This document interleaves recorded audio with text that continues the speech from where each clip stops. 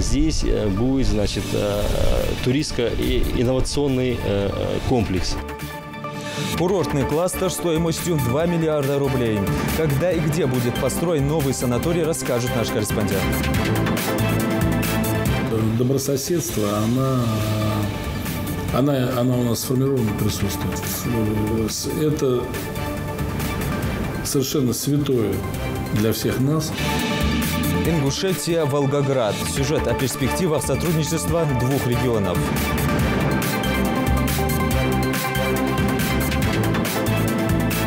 Цены в непосредственно данном магазине соответствуют, что хотелось бы выразить благодарность непосредственно предпринимателю, который не допустил повышения, а наоборот где-то есть занижение цены. Повышение цен на товары Кмархаш не будет. Об этом позаботится специальная комиссия. В Сунже прошел рейд по торговым точкам. Английский повлияет на мою будущую профессию, потому что я собираюсь поступать на юриста. Итоговая аттестация выявит знания. Стартовала экзаменная волна основного государственного экзамена. Дети узнают сейчас, тем более мама с кормодея харвяз, бахчоня шоузая. На улицах Ингушетии орудует нищая мафия попрошаек. Легкий способ заработка или реально нуждающийся? Разбирался наш корреспондент.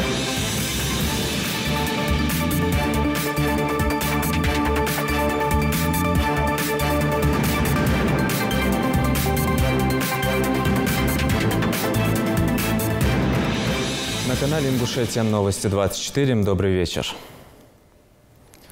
Пожалуй, самое пристальное внимание в эти дни приковано к Санкт-Петербургу. Там продолжает работу Международный экономический форум. Важнейшим событием второго дня форума стало пленарное заседание, на котором Владимир Путин встретился с французским президентом Эммануэлем Макроном и японским премьером Синдзо Абе. На встрече обсудили вопросы внешней политики, взаимовыгодного сотрудничества между странами. Говорили и о санкциях. Для ингушской делегации второй день выдался не менее насыщенным, чем первый. Глава республики принял участие в сессии «Энергетическая панель», организованной при поддержке нефтяной компании «Роснефть», а также подписал соглашение с губернатором Севастополя Дмитрием Овсянниковым. Рамочное соглашение предусматривает сотрудничество между Ингушетией и Севастополем в торгово-экономическом, научно-техническом, социальном и культурном сферах. Главными направлениями сотрудничества станут туризм и агропромышленный комплекс. Также еще одно соглашение с Российский экспортный центр, в рамках которого планируется организация обучающих семинаров для предпринимателей региона. Подписи под документами поставили глава Ингушетии Юнусбек Евкуров, гендиректор РЭЦ Андрей Слепнев и гендиректор дополнительного профессионального образования школы экспорта акционерного общества Российский экспортный центр Алисия Никитина. Санаторно-курортный кластер Ачалуки появится в Малгобекском районе к 2021 году. Строительство начнется в 2019. Стоимость проекта составляет порядка 2 миллиардов рублей. Всесезонный санаторно-курортный кластер на 300 мест будет построен при поддержке федерального центра и охватит лечебно-оздоровительное и туристско-инновационное направление. Индира Манкиева расскажет. Всего через пару лет на этом пустынном месте появится масштабный санаторно-курортный комплекс. 5 гектаров земли уже отведено под строительство. Сметная стоимость данного проекта составит 2 миллиарда рублей. Ну а реализовываться проект будет за счет федеральных средств. Здесь непосредственно, значит, обнаружены запасы минеральной воды, термальные источники. То есть здесь непосредственно планируется строиться объект лечебного оздоровительного направления. Вот. И здесь будет, значит, туристско-инновационный комплекс. Работает над проектом пятигорская компания «Кавказ Курорт Проект». Главный инженер прибыла в республику для того, чтобы воочию увидеть участок, на котором будет расположен комплекс, и составить приблизительный план постройки. Пока проводятся подготовительные работы, проводятся инженерно-геологические, геодезические изыскания. Частично уже готово, то есть мы можем приступать непосредственно к проектированию. Здесь замечательное место с таким красивым ландшафтом, и поэтому я думаю, что придумать какое-то архитектурное решение, которое бы воплощало чаяния жителей села, национальные какие-то особенности, и в то же время включало в себя функционал, который мы должны обеспечить, то есть лечение, привлечение туристов из разных концов нашей страны, а возможно даже из-за границы. Будем даже об этом думать. Подробный проект комплекса будет известен чуть позже. Участок, на котором построят санитарно-курортный комплекс, пока находится во владении местной администрации, но в будущем его передадут Минимуществу. Отвели земельный участок, то есть провели выбор земельного участка, формирование земельного участка. В данный момент присвоен кадастровый номер земельному участку площадью 5 га под строительство этого оздоровительного комплекса. И в данное время вся документация находится в регистрационной палате для получения свидетельства на право собственности. Для жителей всего села Малгобекского района, да и республики в целом, этот объект будет иметь большое значение, ведь это еще одна возможность повысить туристическую привлекательность региона. Индира Манкива, Майрбек Миржоев, Новости 24. А в 2019 году власти Ингушетии намерены ввести в эксплуатацию 2 спорткомплекса для людей с ограниченными возможностями здоровья. Как сообщают в Министерстве строительства республики, 3-этажный ФОК, рассчитанный на 200 человек, возведут в Насыркорте. На строительство объекта планируется затратить порядка 105 миллионов рублей. В здании расположатся большой тренировочный зал, 2 бассейна, душевые кабины, медпункт, пищеблок и отдельные кабинеты для тренерского состава и обслуживающего персонала. Кроме того, проектировщики предусмотрели и подъемные платформы для людей с ограниченными возможностями здоровья. Те же сроки определены и для строительства еще одного нового спортивного комплекса в Малгобеке, который будет открыт в сельском поселении Мсагапши.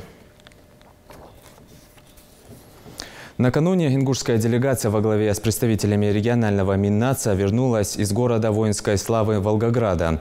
Главная цель поездки заключалась в укреплении дружеских отношений между двумя регионами и обсуждении дальнейших планов по совместной работе в области межнационального сотрудничества.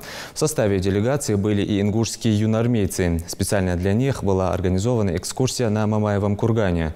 Репортаж Микаила Тангиева. Первым делом по прибытию в город участники делегации направились в Комитет по делам национальности и казачества Волгоградской области. Здесь гостей из нашей республики уже ждал председатель комитета Леонид Титов. Заместитель Миннаца Ингушетии Руслан Мездиев поблагодарил председателя за такой теплый прием и выразил огромную благодарность за ту работу, которую проводит комитет, в частности среди студентов из Ингушетии, проходящих учебу в Волгоградской области. Хочу отметить, что есть, конечно, проблемы со студентами в других регионах, но, насколько я знаю, именно в Волгоградской области при совместной вашей работе, насколько я знаю, тесно Гирихан с вами общается, полностью необходимую помощь от вас получает. Также вы не оставляете без внимания и наших студентов. В свою очередь Леонид Александрович отметил, что поддержка межнациональных отношений всегда является основой мирного сосуществования народов России. Он также заверил, что представители их комитета делают все возможное в области сохранения добрососедской обстановки с представителями ингушской диаспоры, проживающих здесь. Обстановка добрососедства, она у нас сформирована, присутствует. Это совершенно святое для всех нас сохранить добрососедство, сохранить мир на нашей земле. Даже в большом таком многообразии, и многоконфессиональное, и многонациональное, но, слава Богу, мы пока с этим справляемся. Далее следовала торжественная часть встречи, где ее участники обменялись ценными подарками, а председатель комитета был награжден почетной грамотой. За укрепление межнациональных отношений между Республикой Ингушетия и Волгоградской областью наградить почетной грамотой правительства Республики Ингушетия председателя комитета по делам национальности и казачества Волгоградской области Титова Леонида Александровича. Спасибо. Спасибо. Спасибо. Да, спасибо. Мы принимаем сегодня друзей из Ингушетии, замечательной солнечной республики, представители замечательного народа, который многие-многие годы живет на Волгоградской земле. Мы им говорим салам, мы их приветствуем как братьев. Здесь свято хранят память о тех павших, всех представителей всех народов, в том числе ингушского. В Волгограде названы именем двух героев ингушей улицы. Вопрос сегодня стоит о том, чтобы эту традицию приумножать.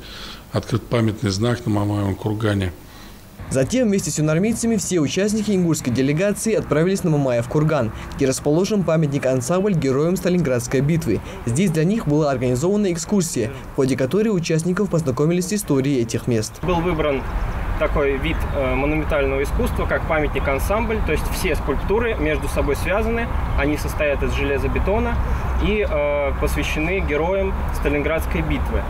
И вот с 1958 по 1967 год шло строительство всего комплекса, и в 1967 году он открылся. Билан Курский впервые в Волгограде. Юноармеец поделился, что давно мечтал побывать на Мамаевом кургане. Находясь рядом с культурой стоять насмерть, видно, что его переполняет чувство гордости за подвиг, который совершили наши предки во время Второй мировой войны. Благодаря нашим дедам мы сейчас можем жить здесь, смотреть на все эти красоты, видеть все это, ходить по всем этим историческим памятникам.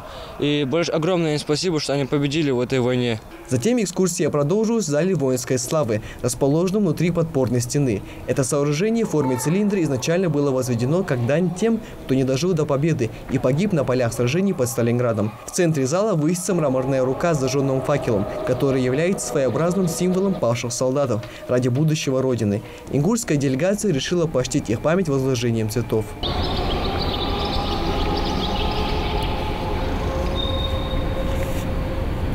Далее все вместе они поднялись на самый верх кургана, где возвышается композиционный центр памятника ансамбля, одна из самых высоких статуй мира, знаменитая скульптура «Родина, мать зовет». Монумент является своеобразным аллегорическим образом Родины, зовущих своих сыновей на битву с врагом. Высотой 85 метров. Ее меч – это ее второй меч, потому что первый был очень тяжелый и гудел. И когда, если сейчас находился старый меч у нее в руке, то когда мы входили только на Мамаев курган, мы бы уже слышали гул. И естественно, что этот гул очень сильно мешает. В завершении экскурсии участники делегации направились к стене памяти Мамаева кургана. Известно, что мужеством и отвагой отличились и воины-ингуши. Имена 87 из них были увековечены на мраморных плитах. Здесь также возложили цветы в память о погибших воинах. Здесь высечены имена наших земляков, которые сражались за эту крепость на Волге и одержали победу над фашистами. Самую главную, самую первую, самую ошеломляющую победу над врагом, который считался непобедимым. И показали всему миру, что любого врага можно побеждать. Здесь высвечены имена далеко не всех ингушей, принимавших участие в битве на Волге. Всего работниками музея имени Тугана Мальцагова восстановлено 201 имя защитников Сталинграда. Я надеюсь, что наши юноармейцы, увидев, приедут домой, расскажут своим друзьям, своим сотоварищам, какие впечатления они получили, как они почувствовали, как они заново увидели эту войну своими глазами. Также здесь в 2013 году при поддержке правительства Республики Ингушетия был установлен памятник с надписью «Защитникам Сталинграда, славным воинам Ингушетии, вечная память». Михаил Тангиев, Халаш Гойгов, Новости 24. Пока республика уверенно идет по пути мира и созидания, недоброжелатели распускают слухи о митинге на площади Алания. В правительство Ингушетии поступила такая информация. Организаторы митинга планируют провести его 28 мая с требованиями возврата прямых выборов главы Ингушетии. В Совбезе напоминают об административной ответственности за публичное мероприятие, которое нарушает закон. Помимо прочего, в священный месяц Рамадан мусульмане должны проводить время в молитвах и духовном очищении, раздавать садака и прощать друг друга, а не пытаться дестабилизировать обстановку в регионе.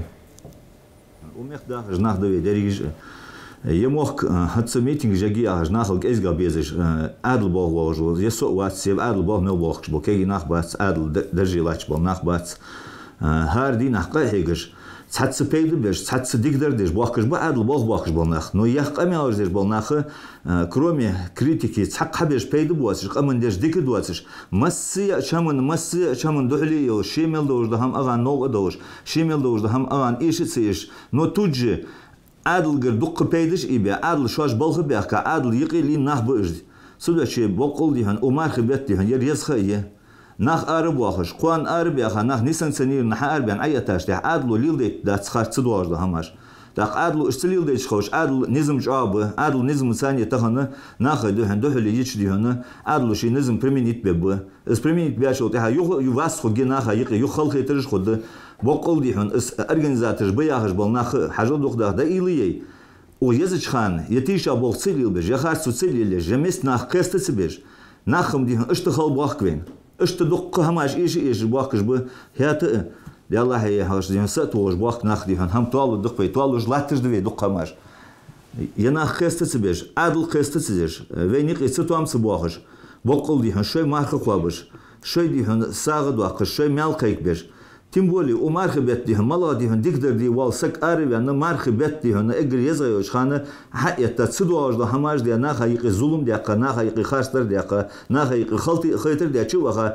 تأکید هم قید دی هم مرخواب جد خود صوتی حلام زیجت خان اخوشت مدی بیق امال دوست شیمیلات السریل دیش بقول ده ایلیه اش هماش قصة تيجي جناح قصة بشعيري بقى خير تكون أعدلو شيء وراهره شيء عدل نظام ثاني دوج دولدي هنا غلق دي هنا чекаду قديش он дал могли. С правовой точки зрения данное уведомление о проведении публичного мероприятия правительством как уполномоченным органом были рассмотрены и даны соответствующие ответ. В соответствии с законом Республики Ингушетия от 7 июня 2005 года номер 31 РЗ о митингах, собраниях, шествиях, пикетированиях, уведомление правительством анализируется насчет соответствия сведений, содержащихся в уведомлении, соответствие этих сведений требований статьи 3 данного закона. Предусмотрено, что в уведомлении должно содержаться цель, форма, место проведения, дата и время начала окончания проведения, предполагаемое количество участников,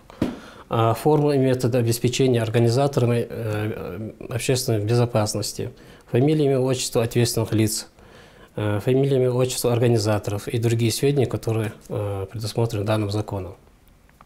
Правительством по итогам анализа проверяются и места проведения указанных мероприятий на соответствие требований статьи 3.1 указанного закона.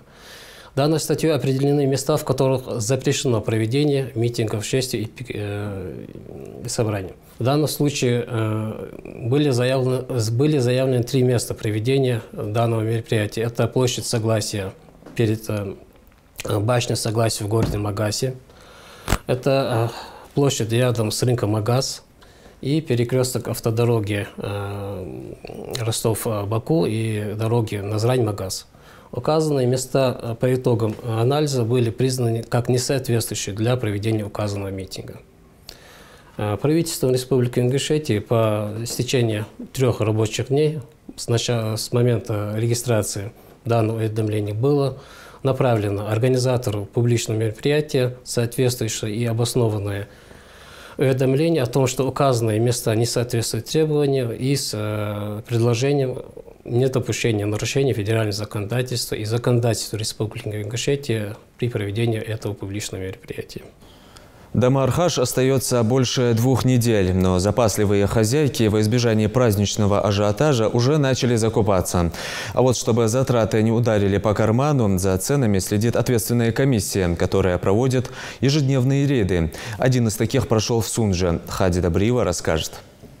Поход по магазинам в канун праздника Маархаш становится целым испытанием для многих жителей республики. Список необходимых покупок довольно длинный, но средств на все может и не хватить. Потому на ценники большинство всматривается внимательно, задаваясь вопросом, как бы сэкономить. Однако продавцы уверяют, что в этом году цены в период месяца Рамадан останутся такими же, если, конечно, их не завысят сами поставщики. 150 на 160 на 160 на 170 на. Покупатели не жалуются, вроде все нормально.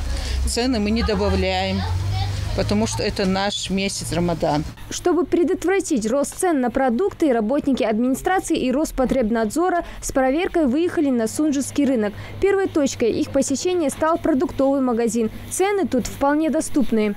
50 рублей.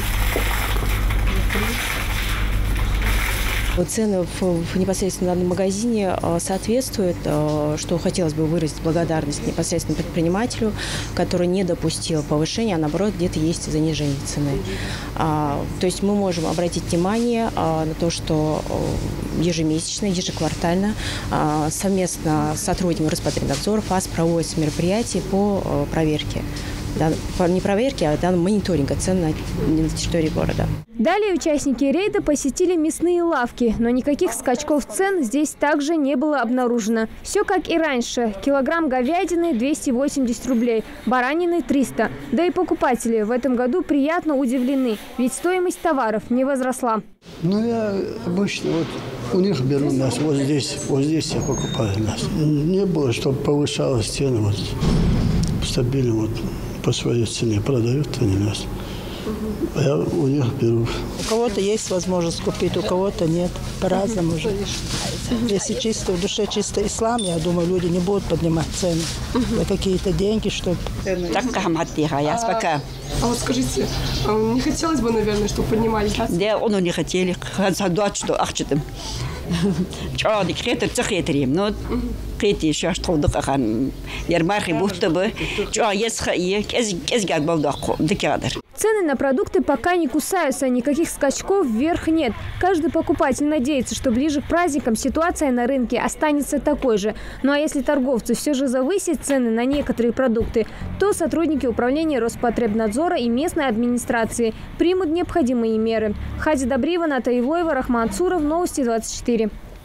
Сегодня пятничную молитву в столице Ингушетии провели во дворе строящейся центральной мечети Магаса. По поручению главы Ингушетии Юнусбека Евкурова там за несколько дней построили временный павильон для совершения намаза на 700 прихожан. Останавливаться на этом не собираются. Уже к следующей пятнице все мелкие недочеты будут устранены, и верующие без каких-либо неудобств смогут совершить обязательный пятничный намаз. Современно мяжик хадлс макаети ди хос дикар итиха хос атер бени чилу голуш то обшит он то беж бот ханз вош крух перска ди хатқаш лаха чак бабая дал андали бо вор бясак хачва мотик халар до хамади اشت تصدق بي ابوه بقى دق حمدي مخدي عند دق خاتسو بچا حديد يعني شيء وصحيح يعني حاجة يبغوا دقوت بقوا حي غير ديال شدو يعني أخر يعني تخانو ورسلانو أغلب حبي أبوه بقى ديك بوه بقى شو لا متشكمتك تو ندوري من ديهم بتشا وكزاني يعني بوه متك واشتا يا قارو ديهون جازي كو ديهون تخاني بولوش ورسلاني ديهون ديال رياس خلصاني متك واشتا يا قارو ديهون ديال غير مش ديهون شقدي ما داشت لا يقول خذ واشتا يعني هنجو يخرج دشان قطر ديهون لا مغلنا بارغتو يرمسلو شامن ديك خجولير روز بدأت أشتغل ذكرت كفريمي دي شو عندي واشتا دي عندر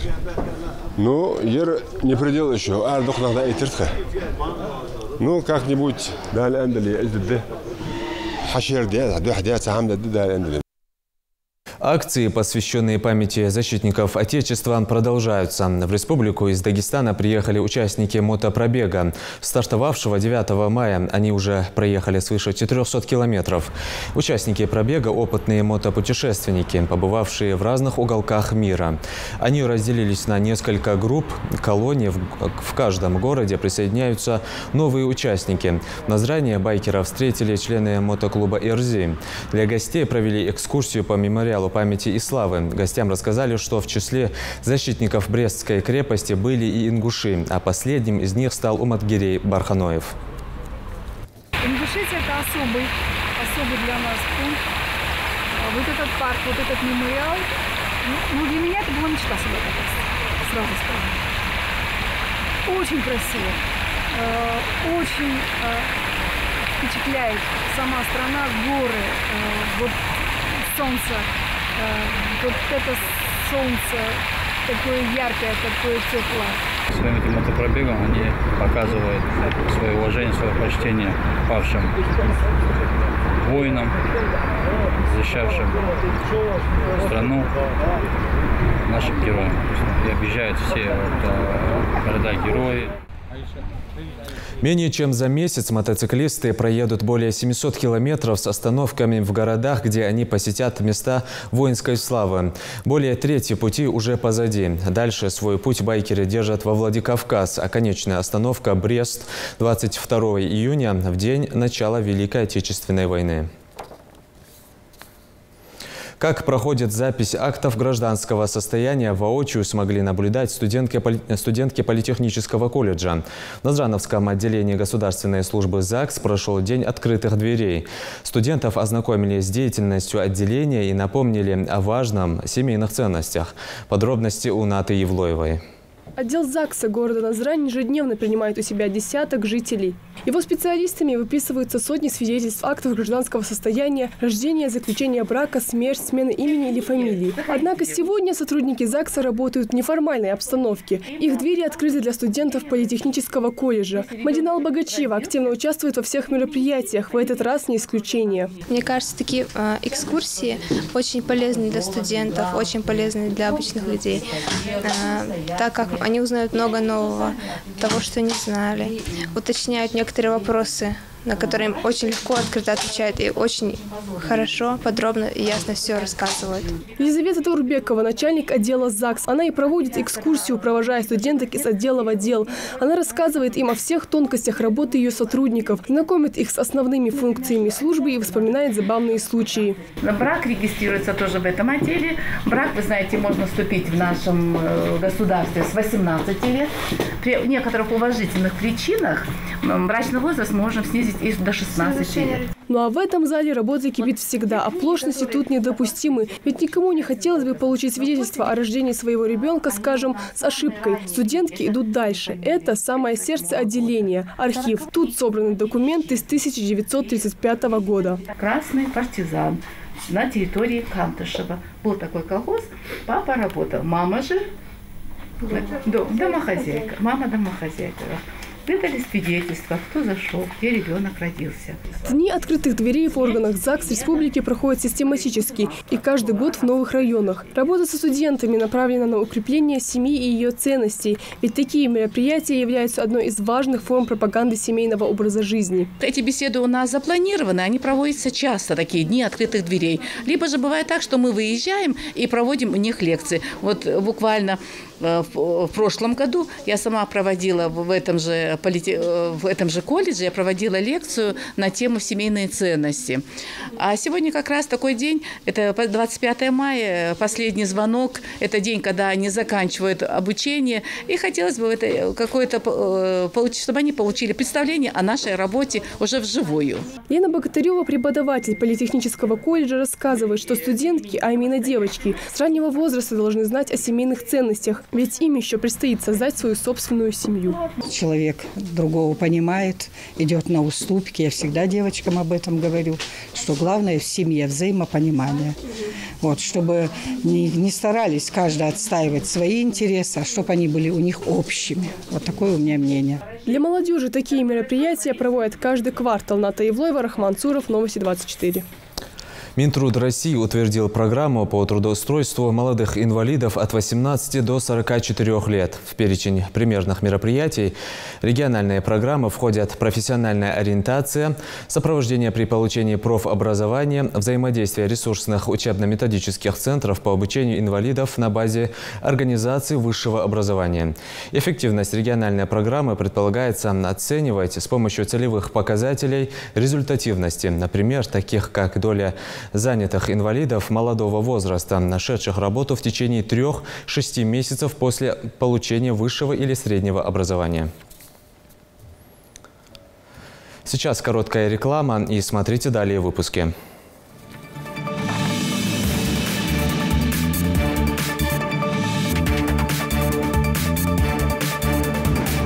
Итоговая аттестация выявит знания. Стартовала экзаменная волна основного государственного экзамена.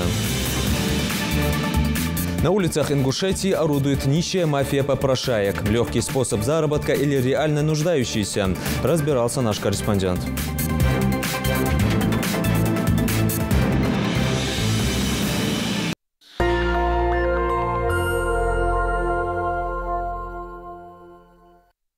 этот автомобиль может стать твоим. Соверши покупку от 5000 рублей в Поиск.com и получи свой шанс выиграть автомобиль и другие ценные призы. Акция действует по 21 июня 2018 года. Подробности в магазинах Поиск.com. Назрань, улица Евлоева, 41.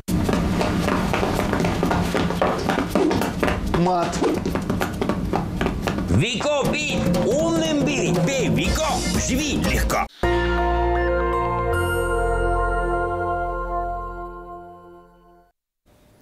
Продолжаем выпуск. 25 мая ежегодно отмечается День филолога. Это праздник тех, кто может разобраться в любом древнем манускрипте или письме, перевести с иностранного нужные тексты тех, кто так или иначе связан с филологией. Дата была утверждена по решению ЮНЕСКО в 1989 году. Филология с греческого переводится как «любовь к слову», область знания, изучающая историю и сущность духовной культуры общества. Современные филологи работают во многих областях истории, лингвистики и литературы. Вносят большой вклад в сферу образования и исследований исторических ценностей. Значимость их профессии для общества трудно переоценить. И сегодняшний праздник – еще один повод поблагодарить этих людей.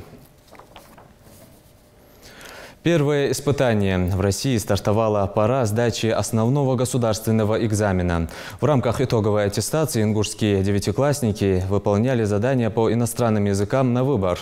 Экзамен прошел в стенах 11-й школы Насыркорта. Дана Плиева продолжит. Гелевая ручка и паспорт – это все, что проносят с собой девятиклассники через металлоискатель, не считая волнения перед предстоящим испытанием. С ним как раз и пытается справиться Зарета Арсамакова. Она очень надеется, что этот первый по списку экзамен по английскому языку она сдаст успешно. Готовилась к нему тщательно. Репетитора, по словам школьницы, долго искать не пришлось. Им стал ее преподаватель по английскому, в свое время закончившая Кембридж. По словам Зареты, выбрала она этот предмет по одной причине. Английский повлияет на мою будущую профессию, потому что я собираюсь поступать на юриста. Скорее всего, на адвоката. И вторым образованием я хочу быть психологом, опять-таки, чтобы быть более сильным адвокатом, давить на психику людей. Основной государственный экзамен – большое испытание для школьников. Его сдают все девятиклассники, вне зависимости от того, собираются они дальше продолжить обучение в школе или нет. Телефонам и другим электронным гаджетам на экзамене нет места. За этим строго следит специальная комиссия. Они уже успели забрать несколько телефонов. Правда, учащиеся нигде их не прятали, а отдали организаторам добровольно. Одна из них – Асят Газдиева. Женщина выполняет эту работу уже 18 лет, и за все время у нее на пункте не было ни одного нарушителя. На ее взгляд, успешная сдача экзамена не зависит от списывания. Это зависит от предмета, подготовленности ребенка. Ситуации бывают разные, и ребенок может в течение учебного процесса хорошо подготовиться и сдать экзамен. Бывает, что пытаются сделать все возможное, невозможно. Ситуации бывают разные, зависит от характера детей, от, скажем, образованности. Сегодня 27 учащихся из различных школ республики сдают немецкий, французский и английский языки. Несмотря на то, что для многих здесь основной экзамен – это лишь новая ступень к более сложному испытанию – ЕГЭ. Потому условия сдачи почти не отличаются. ОГЭ выпускники 9 классов сдают по 4 предметам. 2 из них основные – математика и русский. Оставшиеся по выбору. Списать или вытащить шпаргалку не получится. Во всех 12 кабинетах установлены видеокамеры.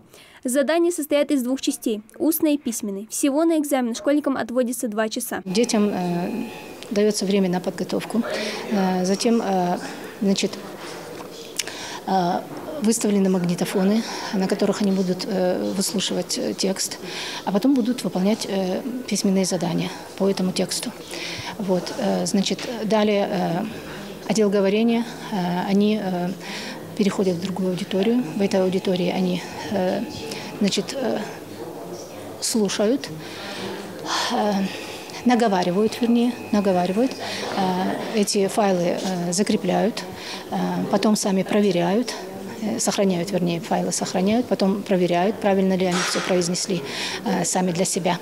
И только после этого у них принимается их работа. Экзамен по иностранным языкам пройдет и завтра. Впереди у школьников ОГЭ по русскому 29 мая, а последний день сдачи экзамена 9 июня. Дана Плиева, Магомед Дидигов, Новости 24. Подать нищему или инвалиду – это попытка решить его проблемы и приобрести вознаграждение Всевышнего. Но не всегда попрошайки действительно нуждаются в ней. Прикрываясь бедностью, они легким способом зарабатывают немалые деньги. В Ингушетии таких бизнесменов в лохмотьях встретишь практически везде. Может, их деятельность и не подпадает под статью Уголовного кодекса, но порицаются общественностью и преследуются надзорными органами. Жаридат Халухоева продолжит.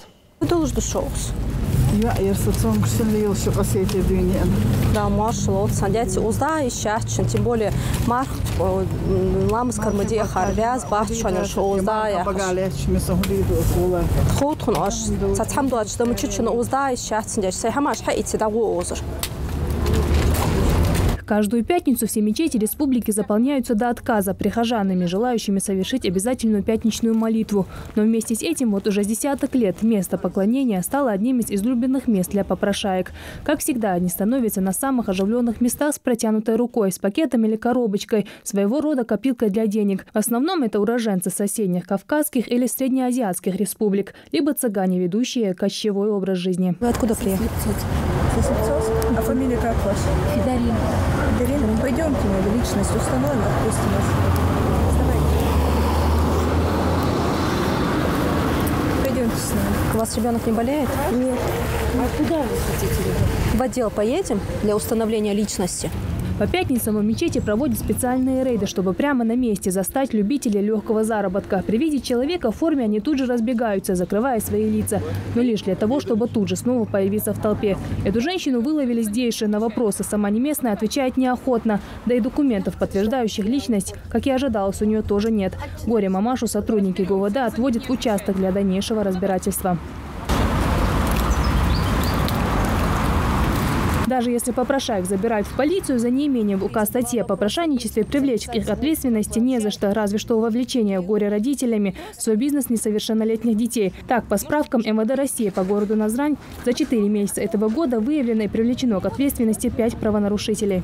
За отчетный период текущего года нами выявлено и раскрыто 5 преступлений, предусмотренные частью 2 статьей 151 Уголовного кодекса Российской Федерации, где предусмотрена мера наказания в виде лишения свободы до 5 лет. Далее к административной ответственности привлечено 40 иностранных граждан по части 1 статьи 5.35. Все эти составленные материалы направляются в администрацию города Назрани, в комиссию по делам несовершеннолетних, где выносятся соответствующие штрафы, предусмотрены там от 100 до 500 рублей. Попрошайки у большинства людей вызывают смешанные чувства. С одной стороны, их, конечно, жалко, но с другой не исключено, что это не более чем изощренный способ заработать.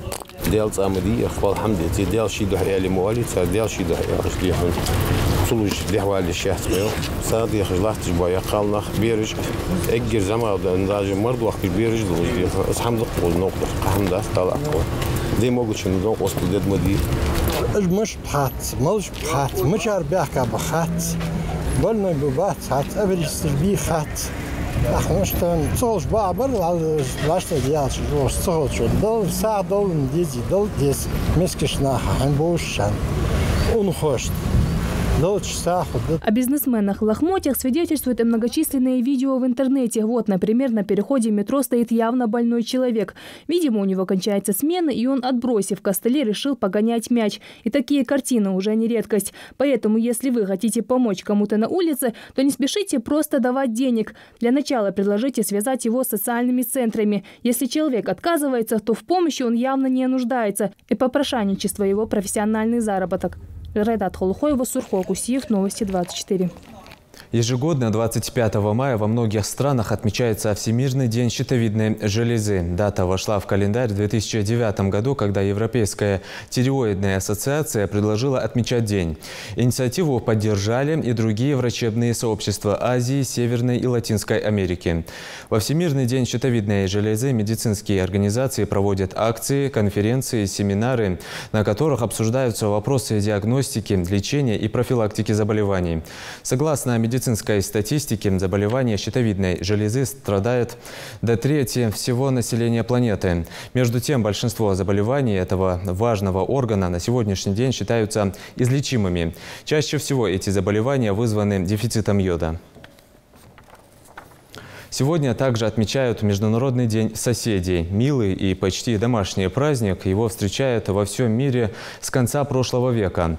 Этот день направлен на улучшение добрососедских отношений, взаимопомощи. Праздник добрался и до Ингушетии. Как его отметили в Галашке, расскажет Лейла Гайсанова. День соседей зародился в прошлом столетии во Франции. Затем к нему присоединились 30 стран, в том числе и Россия. Для нашей республики это еще очень молодой праздник, призванный сплотить людей и наладить добрососедские отношения между жителями. Ну а для ингушского народа поддержание добрососедских отношений испокон веков не просто красивая традиция, а нерушимый устав.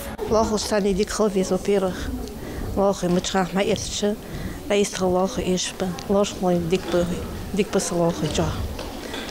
Want dat je dus is iets anders.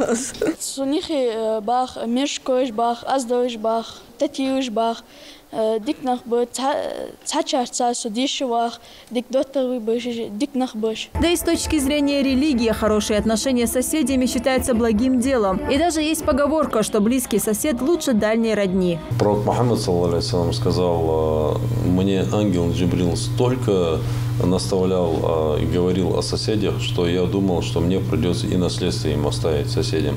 Также пророк Мухаммад, саллаллаху алейхи вассалям, сказал: клянусь Аллахом, он неверующий, клянусь Аллахом, он неверующий. У него спросили: кто о посланник Аллаха? Он сказал: тот, от кого соседи не находятся в безопасности. В принципе, здесь, наверное, ни одной улицы нету, где какие-то бытовые вопросы, какие-то бытовые споры между соседями. Пророк Мухаммад, саллаллаху алейхи вассалям, нас призывал, когда один пожаловался на своего соседа, пророк, саллаллаху алейхи вассалям, ему сказал: проявляй терпение. Не случайно, что Международный день соседей отмечается именно в сельском поселении Галашки. Его жителей вряд ли назовешь просто соседями. Их добрые отношения укреплены десятками вместе прожитых лет. И в горе, и в радости всегда рядом, что и стало поводом для их сплочения.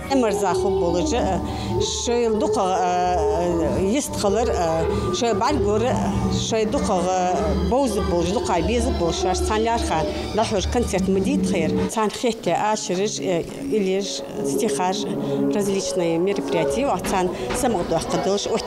Услышав музыку, к месту празднования начали стягиваться местные жители. Они уверены в том, что соседей надо ценить. Ведь в трудные минуты именно хороший сосед окажется и товарищем, и другом, и братом. Лейла Гайсанова, Адам Далаков. Новости 24. Детский хореографический ансамбль «СИК» стал лауреатом фестиваля конкурса молодых исполнителей «Я талант», который прошел в столице Кабардино-Балкарии Нальчике. В суперфинале регионального фестиваля молодых исполнителей приняли участие 46 коллективов из Северного Кавказа. Ингушский ансамбль впервые выехал на подобный конкурс и достойно выступил, заняв 3-е место. Ансамбль «СИК» представил 2 хореографические постановки – праздничные и горские танцы. Члены жюри высоко оценили талант танцоров из Ингушетии и пригласили их принять участие на фестивале в Сочи. На этом наш выпуск завершен. Оставайтесь на канале Ингушетия.